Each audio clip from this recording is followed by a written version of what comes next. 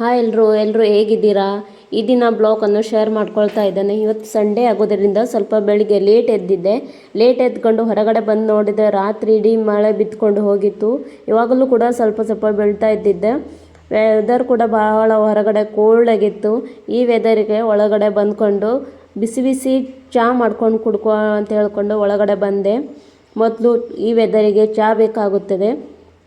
ಹಾಗೆ ಮಗನನ್ನು ಹೇಳೋದು ಲೇಟ್ ಆಗೋದರಿಂದ ನಾನು ಒಬ್ಬಳೇ ಇವತ್ತು ಚಹಾ ಕುಡಿತಾ ಇದ್ದೇನೆ. ಅವನೇನು ಕೊಡೋದಿಲ್ಲ, ಯಾವಾಗಾದರೆ ನೋಡಿದರೆ ನನಗೂ ಬೇಕು ಅಂತ ಕೇಳ್ತಾನೆ. ಇದು ಅಪರೂಪಕ್ಕೆ ಕೊಡ್ತಿದ್ದೇನೆ ಅವನಿಗೆ. ಒಂದು ಸೈಡು ರಾತ್ರಿ ತಂದಿರೋ ಹಾಲನ್ನು ಬಿಸಿ ಮಾಡಲಿಕ್ಕೆ ಇಟ್ಕೊಂಡಿದ್ದೆ.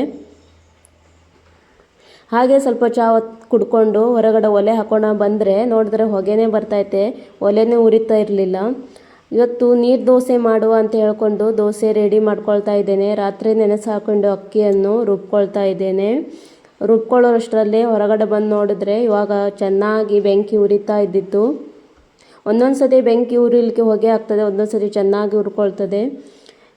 ಇವತ್ತು ದೋಸೆ ಮಾಡುವಾಗ ತೆಳ್ಳು ದೋಸೆ ಮಾಡ್ಕೊಳ್ತಾ ಇದ್ದೇನೆ. ಅಂದರೆ ಇದು ನೀರು ದೋಸೆ ಆಗಿದ್ರೆ ತೆಳ್ಳು ಮಾಡ್ಕೊಂಡ್ರೇ ಟೇಸ್ಟ್ ಚೆನ್ನಾಗಿರ್ತಾನೆ.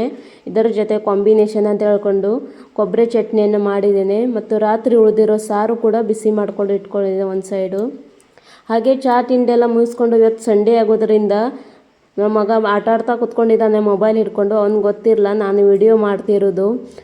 ನನ್ನ ಕಡೆ ಲಕ್ಷ್ಯನೇ ಇಲ್ಲ ಅವನು, ಅಮ್ಮ ಏನು ಮಾಡ್ತಾಳೆ ಅಂತ ಹೇಳ್ಕೊಂಡು. ಅವನ ಜೊತೆ ನಾನು ಸಹ ಸ್ವಲ್ಪ ಹೊತ್ತು ಮೊಬೈಲ್ ನೋಡಿಕೊಂಡು ಮುಂದಿನ ರೆಡಿ ಮಾಡ್ತಿದ್ದೆ. ಅಂದರೆ ಅಮ್ಮ ಬರೋದಿದ್ದಾಳೆ. ಅಷ್ಟರಲ್ಲೇ ಅಮ್ಮನ ಕಾಲ್ ಕೂಡ ಬಂತು. ಅಮ್ಮನಿಗೆ ಕರ್ಕೊಂಡು ಬಂದೆ.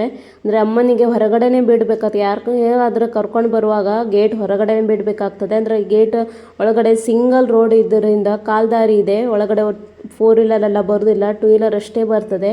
ಅವ್ರಿಗೆ ಯಾರಾದರೂ ಬಂದರೆ ಹೊರಗಡೆನೇ ಬಿಡಬೇಕಾಗ್ತದೆ. ನೋಡಿ ಅಮ್ಮ ಊರಿಂದ ಬರುವಾಗ ಏನೇನು ತೊಗೊಂಡು ಬಂದಿದ್ದಾಳೆ. ಇದು ನಮ್ಮ ಅಂಗಳದಲ್ಲಿ ಗಿಡ ಇದೆ, ಅದಕ್ಕೆ ಆಗಿತ್ತು ಬದನೆಕಾಯಿ ಮತ್ತು ಮಶ್ರೂಮ್ ತಂದಿದ್ದಾರೆ ಸ್ವಲ್ಪ ಬಿಸಿ ಮಾಡಿಕೊಂಡು. ಮತ್ತು ಇದು ನಮ್ಮ ನಾಟಿ ಕೋಳಿ ಮೊಟ್ಟೆ. ಅಷ್ಟರಲ್ಲೇ ನೋಡಿದ್ರೆ ಅಮ್ಮ ಲೈಟ್ ಬಂದ್ ಮಾಡಿಬಿಟ್ಲು. ಅವಳಿಗೆ ಯಾವ ಬಟನ್ ಬಂದ್ ಮಾಡೋದಂತ ಗೊತ್ತಾಗಲಿಲ್ಲ. ನಮ್ಮ ಅಮ್ಮ ನೋಡಿದ್ರೆ ಲೈಟ್ ಬಟನ್ನೇ ಬಂದ್ ಮಾಡಿದ್ಲು. ನಾನು ಕರೆಂಟ್ ಹೋಗ್ದಂತ ತಿಳ್ಕೊಂಡೆ.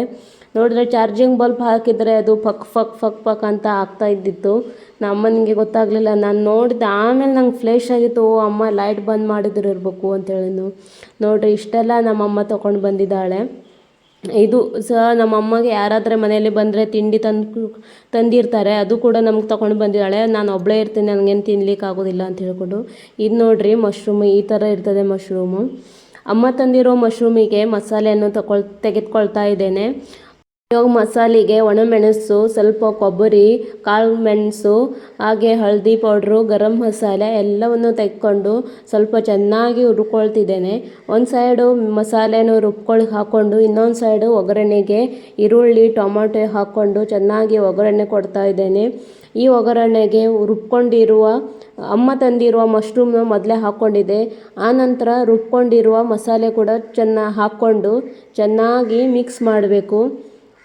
ನಮಗೆ ಎಷ್ಟು ಕನ್ಸಿಸ್ಟೆನ್ಸಿ ಬೇಕೋ ಅಷ್ಟು ನೋಡಿಕೊಂಡು ಅದಕ್ಕೆ ನೀರನ್ನು ಮಿಕ್ಸ್ ಮಾಡಬೇಕು. ಜಾಸ್ತಿ ತೆಳುನೇ ಇರಬಾರ್ದು, ಜಾಸ್ತಿ ದಪ್ಪನೇ ಇರಬಾರ್ದು. ಅಷ್ಟು ನೋಡಿಕೊಂಡು ನೀರು ಹಾಕ್ಕೊಂಡು ಅದಕ್ಕೆ ರುಚಿಗೆ ತಕ್ಕಷ್ಟು ಉಪ್ಪು ಕೂಡ ಹಾಕಬೇಕು. ಮತ್ತೇನು ಮಸಾಲೆ ಜಾಸ್ತಿ ಹಾಕಬೇಕಂತಿಲ್ಲ. ಇದು ತಿನ್ನಲಿಕ್ಕೆ ತುಂಬ ಟೇಸ್ಟಾಗಿರುತ್ತದೆ ಮತ್ತು ಇದು ಕಾಡು ಮಶ್ರೂಮ್ ಆಗಿರೋದ್ರಿಂದ ಟೇಸ್ಟು ತುಂಬ ಚೆನ್ನಾಗಿರುತ್ತದೆ. ಹಾಗೆ ಸ್ವಲ್ಪ ಹೊತ್ತು ನಾನು ಅಮ್ಮ ಕೂತ್ಕೊಂಡು ಮಾತಾಡಿಕೊಂಡು ಅಮ್ಮ ಹೋಗಬೇಕು ಅಂತ ಹೇಳಿ ರೆಡಿ ಮಾಡ್ಕೊಳ್ತಾನೆ. ಬೇಡ ಅಮ್ಮ ಇರು, ಸ್ವಲ್ಪ ಹೊತ್ತು ಇರು ಅಂದರೆ ಹೇಳಿದ್ರೆ ಅವ್ಳು ಹೋಗು ರೆಡಿ ಮಾಡ್ಕೊಳ್ತಾ ಇದ್ದೇನೆ. ಅದಕ್ಕಾಗಿ ನಾನು ಕೂಡ ಅವಳಿಗೆ ರೆಡಿ ಮಾಡಿಕೊಟ್ಟೆ. ಅಂದರೆ ಮತ್ತು ಬಸ್ಸಿಗೆ ಹೋಗಬೇಕಾಗ್ತದೆ. ಅಮ್ಮನಿಗೆ ಒಂದು ಬಸ್ ತಪ್ಪಿದರೆ ಮತ್ತು ಹೋಗ್ಲಿಕ್ಕೆ ಆಗೋದಿಲ್ಲ. ಮನೆ ಹತ್ರ ಸುಮಾರು ಕೆಲಸ ಎಲ್ಲ ಇರ್ತದೆ, ದನ ಕರುಗಳೆಲ್ಲ ಇದೆ ಅಮ್ಮಂದು. ಹಾಗೆ ಮಾರ್ಕೆಟಿಗೆ ಕರ್ಕೊಂಡು ಬಂದೆ. ಅಮ್ಮನಿಗೆ ಸ್ವಲ್ಪ ಸಾಮಾನು ಕೂಡ ತೊಗೊಳೋದಿತ್ತು. ಇವತ್ತು ಸಂಡೇ ಆಗಿದ್ದರಿಂದ ಒಣ ಮೀನೆಲ್ಲ ಚೆನ್ನಾಗಿ ಸಿಗ್ತದಂತೆ.